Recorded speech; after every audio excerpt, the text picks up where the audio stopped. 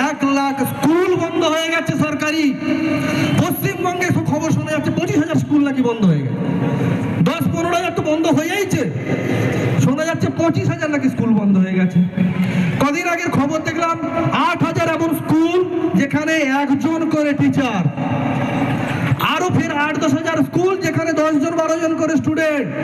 তার মানে আগামী 2-4 বছরের মধ্যে আরো 20,000 স্কুল বন্ধ হয়ে যাবে। তারপরে আরো 10 বছরের মধ্যে আরো 20,000 স্কুল বন্ধ হয়ে যাবে। তাহলে 10-20 বছরের মধ্যে সরকারি স্কুল খতম। আপনারা কেউ ভেবে দেখেছেন এগুলো নিয়ে ছোটাছুটি করেছেন কখনো? আমাদেরকে ছোটানো হচ্ছে শুধু এসআইআর নামে কাগজ জোগাড় করো, এনআরসির নামে কাগজ জোগাড় করো।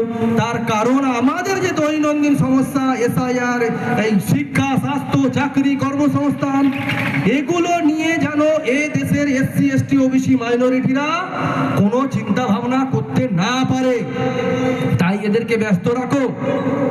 আপনি বলুন তো, ব্রাহ্মণ, চ্যাটার্জি, ব্যানার্জি, ভট্টাচার্য, দত্ত, মিত্র, গাঙ্গুলি, এরা কোথায় ছোটাছুটি করেছে? এরা কোথায় ছোটাছুটি করেছে? এরা এসআইআর এর বিরুদ্ধে কোথায় আন্দোলন করছে? এনআরসির বিরুদ্ধে কোথায় আন্দোলন করছে? এদের কোথায় সমস্যা হচ্ছে? আমার বাড়িতে কাজ করে আমার এক পিসি সম্পর্কে, তার এসআইআর এ ভুলভাল চলে এসছে, কান্নাকাটি করছে, আমার বাবা ছোটাছুটি করছে তাকে হেল্প করার জন্য। তো আমি নিজে নিজে মাঝে মাঝে শুয়ে শুয়ে ভাবে আমি বাংলাদেশি নয় তো? তো তার মানে যে মানুষটা একদম স্কুলে যায়নি, যে মানুষটা বাড়ি কোনো শিক্ষিত লোক নেই, সে কতটা আতঙ্কে আছে। তাহলে ও যদি ওই আতঙ্কে থাকে, তাহলে সে তার বাড়ির ছেলে মেয়ে চাকরির জন্য ভাবতে পারবে না, শিক্ষার জন্য ভাবতে পারবে না। তো এই কারণে এই জিনিসগুলো, ওই জন্য ঘাবড়ানোর কিছু নেই। এটা একটা আইনি প্রসেস।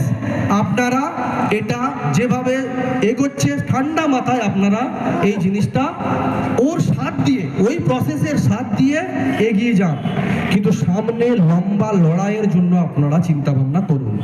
তার কারণ আমাদের যারা শত্রু, সেই শত্রুকে শিকড় সমেত উপড়ে ফেলার জন্য আপনাদেরকে এ দেশে যে রাষ্ট্রব্যাপী আন্দোলন নির্মাণ হচ্ছে, রাষ্ট্রব্যাপী যে আন্দোলন চলছে, সেই রাষ্ট্রব্যাপী আন্দোলনের সঙ্গে চলতে হবে, যুক্ত হবে। তার কারণ ব্রাহ্মণবাদ শুধু সন্দেশখালীর সমস্যা নয়, ব্রাহ্মণবাদ এদেশের প্রত্যেকটা গ্রামের সমস্যা, প্রত্যেকটা ব্লকের সমস্যা, প্রত্যেকটা বাড়ির সমস্যা। তাই এই ভারত মুক্তি মোর্চা সংগঠন, বামসেফ সংগঠন আন্দোলন করার জন্য ভারত মুক্তি মোর্চা সংগঠন নির্মাণ করেছে। ভারত মুক্তি মোর্চা সংগঠনের মাধ্যমে আন্দোলন চলছে সারা দেশ জুড়ে। এবং রাষ্ট্রীয় অধ্যক্ষ ভারত মুক্তি মোর্চার ওয়ামান মেসরামজি, আমাদের ন্যাশনাল লিডার, তিনি ভারতবর্ষের যত সংগঠন আছে এসসি, এসটি, ওবিসি মাইনরিটিদের প্রত্যেক সংগঠনকে আহ্বান করেছেন যে এই যে রাষ্ট্র ব্যবস্থা পরিবর্তনের যে লড়াই, সেই লড়াইয়ে প্রত্যেকে এগিয়ে আসুন। 22 জানুয়ারি, এই 22 জানুয়ারি, আজকে কত? 25 তো? 22 জানুয়ারি দেশের 600 জেলাতে একসঙ্গে জেলা দপ্তরে এই ইভিএম এর বিরুদ্ধে, এই এনআরসি, এনপিআর, এসআইআর এর বিরুদ্ধে একসঙ্গে 600 জেলায় আন্দোলন হয়েছে। কোন মিডিয়া দেখিয়েছে? তার কারণ এই মিডিয়া, ব্রাহ্মণ বেনিয়া মিডিয়া আমাদের খবর দেখাবে না। আগামী 22 ফেব্রুয়ারি যে আরএসএস এর হেডকোয়ার্টারে 5 লাখ মানুষের মোর্চা নিয়ে যাওয়া হচ্ছে, ওকে, মোর্চা নিয়ে যাওয়া হচ্ছে, সেখানে এদেশের 5,000 এসসি, এসটি, ওবিসি সংগঠন সামিল হচ্ছে। তাহলে আপনাদের কাছে মেসেজ আসলো, আপনারা জানলেন, বুঝলেন।